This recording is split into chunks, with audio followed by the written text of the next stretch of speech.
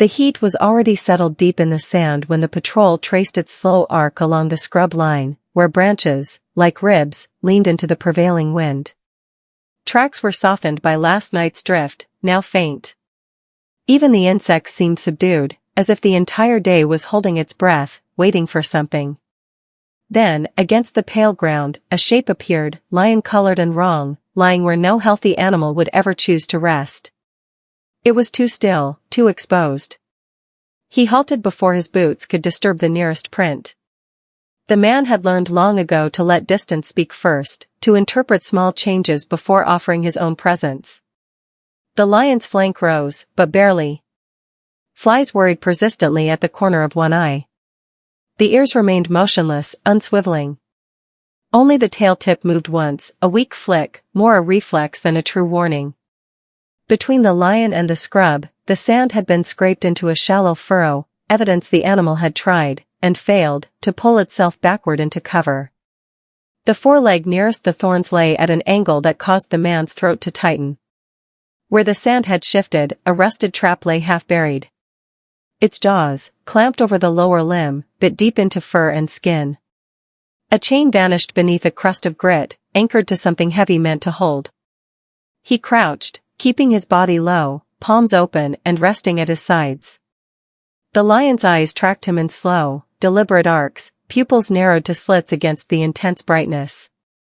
There was no roar, no threatened charge, only the quiet, grim arithmetic of pain and depletion. Around the trap, fur was darkened where fresh blood had seeped out, dried now into a stiff, rusty halo. Above the wound, the leg quivered in involuntary spasms. What unsettled him most was the absence.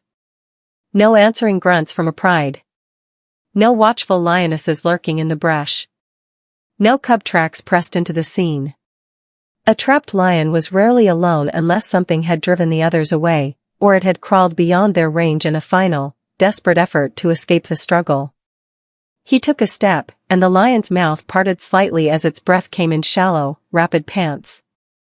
The man paused, letting the air between them settle once more. "Easy," he murmured, the word meant more for his own steadiness than for comfort. Keeping his radio low, his message was brief, guiding help without pouring sound into the vast, open space. Time mattered, but calm was equally important. He watched the lion's shoulders tighten with each inhale, and noticed how dust clung to whiskers now damp with saliva. The animal tried to shift, testing the trap's cruel bite, and a rough, rasping sound escaped its throat. It was pain held down, not performed for an audience. From this distance, he could see the swelling, angry and red at the edges, the kind of wound that hadn't yet surrendered to infection, but was already extending an invitation. Sand had packed itself into the cuts. The paw pads were scraped raw from futile digging. The man could see thinness at the neck, as if hunger had begun to steal even the illusion of fullness. His hands did not reach out, not yet. He would wait for the team, for the sedatives and cutters and clean bandages that were the proper tools for this work. Until then, his role was to be a quiet boundary, a buffer between the lion and anything that might finish what the trap had started. He shifted his position, blocking the sun from the animal's face, a small, costless kindness. The lion blinked, slow and uneven, and its gaze held on him for a long, suspended moment. It was an expression of neither trust nor defiance, simply enduring. Wind slid through the thorns, carrying the scent of dust and iron, and the man listened to the profound silence, hoping it was only a pause, not a prelude to an ending. He stayed where he was, close enough to note the smallest changes, far enough to let the lion keep whatever dignity it could still claim. The breathing came in short, careful pulls, each one measured, as if the ribs were calculating how much pain they could afford. When the air left its lungs, the shoulders never fully relaxed. Muscle remained tight around the trapped leg, a constant, guarding tension, refusing to move. He watched for the subtlest signs. A tail that twitched once, then stilled again, not in irritation, but from sheer effort. A slow blink that lingered far too long. The lion's ears shifted in uneven cycles, catching distant sounds the man's ears were not yet able to detect. When wind passed through the scrub, making thorns click together, the lion's nostrils flared, tasting the air for potential threats. Every so often, a low rumble would gather deep in its throat, restrained, broken, more a vibration than a true warning. It carried fear without ever transforming it into noise. The man did not answer with movement. He kept his shoulders soft, his hands visible, his gaze averted. Silence here was not an emptiness. It was a deliberate tool. He scanned the ground again, reading the shallow grooves carved by desperate pulling. Rust flaked along the trap's jaws. Sand was packed into the cuts, and blood had darkened the fur into stiff, matted patches. The chain remained tight, vanishing beneath the surface toward its unseen anchor. The paw would curl and release, a reflex searching for a relief that simply did not exist. When the sound of an engine finally reached them, it arrived as a distant hum, softened and distorted by the heat. The lion's head lifted a fraction, then sank back down, too heavy to hold. Its eyes widened briefly, showing more white than before. The tail flicked twice, and the rumble returned, lower now, nearly swallowed by the landscape. The man raised one hand, keeping it perfectly steady, a quiet signal of his continued presence. "Easy," he murmured again, barely above the whisper of the wind. The word didn't promise safety. It only offered a rhythm, something steady to hold on to. The vehicle stopped well back, as it should. Doors didn't slam. No one called out. Help arrived with the careful, deliberate quiet of people entering a fragile, sacred room. A veterinarian carried a kit pressed close to their chest. A ranger held a blanket and rope, tools meant for control without causing further harm. The man shared the essentials in low, concise tones: fresh injury, lone animal, trap anchored. Then he stepped aside, careful not to break the invisible boundary that had been held around the lion all day. The veterinarian knelt, watching the rise and fall of the chest, reading the tension in the jaw and the half-lidded stare that signaled exhaustion was dangerously close to collapse. The dart gun stayed low until everyone agreed on the necessary distance and angle. When it finally rose, it did so without any urgency, as if patience itself could prevent a costly mistake. The dart struck with a small, contained sound. The lion jolted instinctively and tried to pull back. The chain held firm. Pain tightened the body into a single, hard line, then loosened again as its breath faltered. No one moved forward to punish the struggle. They simply waited, letting the medication perform its quiet, merciful work. Minutes passed with agonizing slowness. The blinks grew longer. The head sank into the sand, its mane spreading like dry grass around the neck. The tail stopped its occasional movement. Breathing steadied, deeper now, the animal heavier against the earth. Only then did hands move in. Gloves were slid on. Cutters were readied. One ranger brushed sand away from the hinge with gentle, deliberate strokes, careful not to jostle the injured leg. Metal creaked faintly as it was tested. The team did not rush the opening. They prepared it with the same calm they prepared the animal, quietly, respectfully, with a deep awareness of how much pain had already been carried. The first sound was the metal finally giving up its grip. A dull, reluctant snap as the jaws eased open, millimeter by painstaking millimeter. For a moment, nothing changed. The lion's body remained heavy in the sand, breathing slow under the sedative, but the trapped leg stayed rigid, as if it still expected the pain.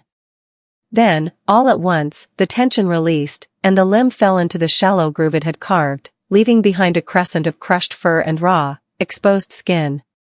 The wound beneath the rusted teeth was far worse than the surface had suggested. Flesh was torn where the edge had bitten deep, and swelling had pushed the skin outward until it looked stretched thin and dangerously fragile.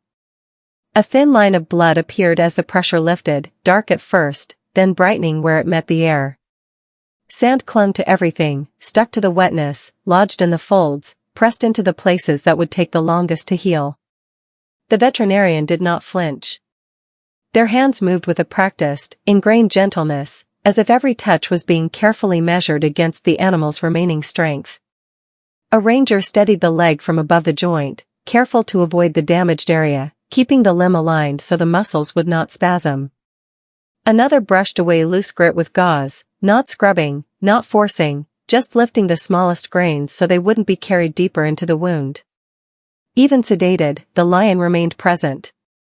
The eyes were half open, glassy with medication, but the gaze still tracked movement in slow, deliberate arcs. When a shadow crossed his face, his ear twitched once. When someone shifted their weight too close, his chest tightened briefly, a deeper inhale, then a controlled exhale. He did not try to rise. He did not thrash. He held still in the only way he could, enduring with a quiet, profound restraint. The man who had found him kept his position near the head, not looming, just there, one calm body in the lion's line of sight.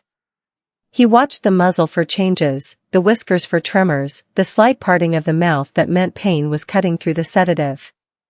"It's okay," he said softly, and then he said nothing more.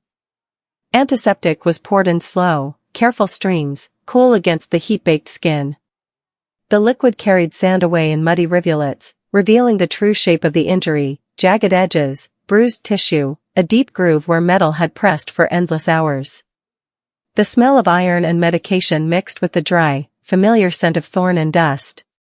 Flies gathered, then were waved off by a gloved hand that never once touched the lion's face. A syringe followed, delivering antibiotics and pain relief with minimal disturbance.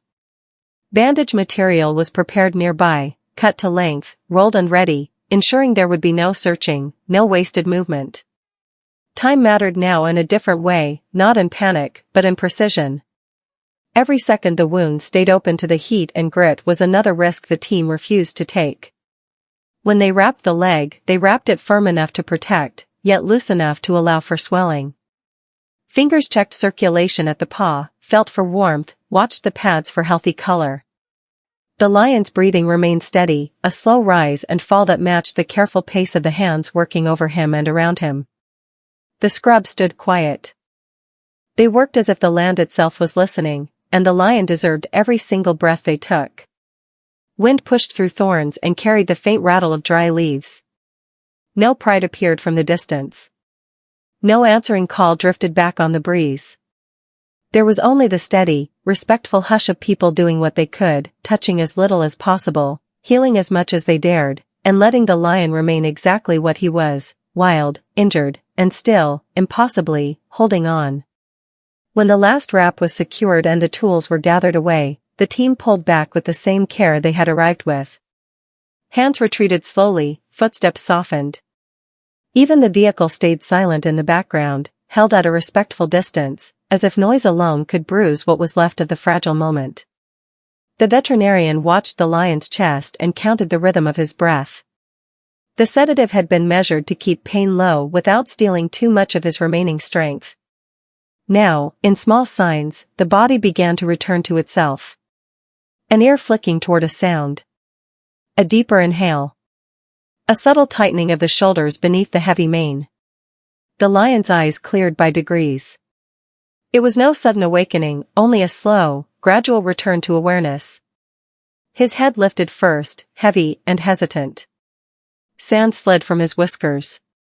His nose worked the air once, then again, drawing in the scent of humans and medicine and rust, learning the new shape of what had just transpired. For a few seconds, he stayed like that, head raised, breathing through the effort, as if deciding whether standing was worth the cost it would exact. Then the foreleg moved. It was not the smooth, fluid motion of a healthy animal. The bandaged limb came forward with visible caution, placed down with the edge of the paw first, testing the ground. A tremor passed through the shoulder.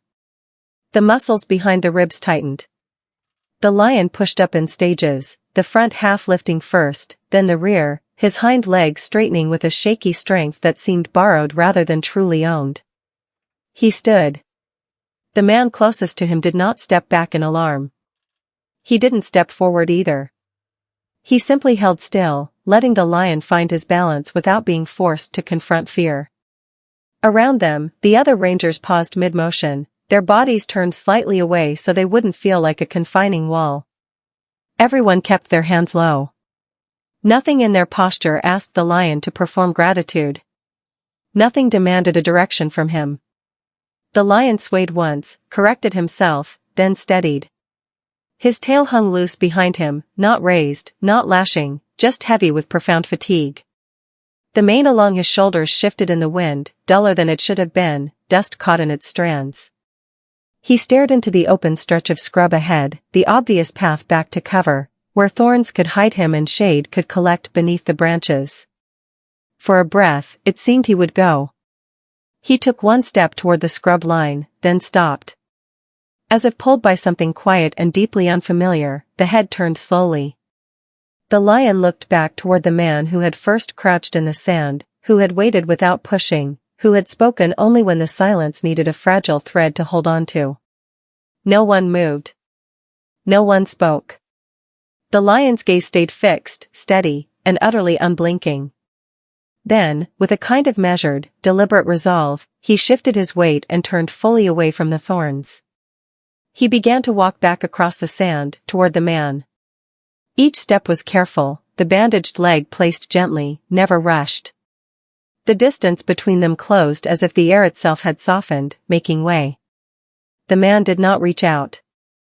He did not raise a hand. He kept his eyes low and his breathing even, allowing the lion to choose exactly how near was near enough. The lion stopped just short of him, close enough that the man could see the faint scars on his muzzle, the crust of dried blood at the edge of the wound, the quiet steam of breath leaving his nose and fading into the heat. For a moment, the lion's head lowered slightly, not in submission, but in the smallest, most profound gesture of calm. The man's voice came out like a whisper, barely audible. "Good boy." And then the lion turned away slowly, steadily, and walked back toward the scrub line, carrying his pain with him, and something else, too. The thin, impossible weight of trust that had, for a brief moment, made the entire world hold its breath. The lion did not vanish all at once. He moved into the scrub line with the slow, deliberate care of an animal still measuring his pain, brushing past thorn branches that reached for his mane. The bandaged leg held, wrapped in clean white against the dusted gold of his body. For a moment, he was half in shadow, half in sun, and the line between danger and safety felt as thin as the passing wind. The team stayed back, watching without closing in. No one lifted a camera. No one tried to follow. Their work here was finished, and the rest of the story now belonged to him. The man who had first found him kept his hands loose at his sides, his chest rising and falling in a quieter, more peaceful rhythm now. He listened to the land the way he always did, letting it tell him what was happening just beyond his sight. The change came before anything actually appeared. It was subtle at first, like a shift in the very pressure of the air. The birds that had been silent suddenly moved again, hopping through branches and lifting into the heat. Somewhere deeper in the scrub, something heavy disturbed the sand.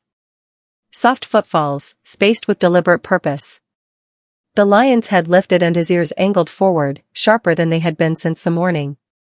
The posture of his shoulders changed, too, no longer holding itself closed around the injury, but widening in a way that suggested deep, instinctive recognition. Then, in fragments, the pride revealed itself. A pale lioness stepped into view first, not rushing, just emerging with the steady, quiet confidence of an animal returning to what it knows. Behind her came another shape, then another, moving in silent formation through the thorns.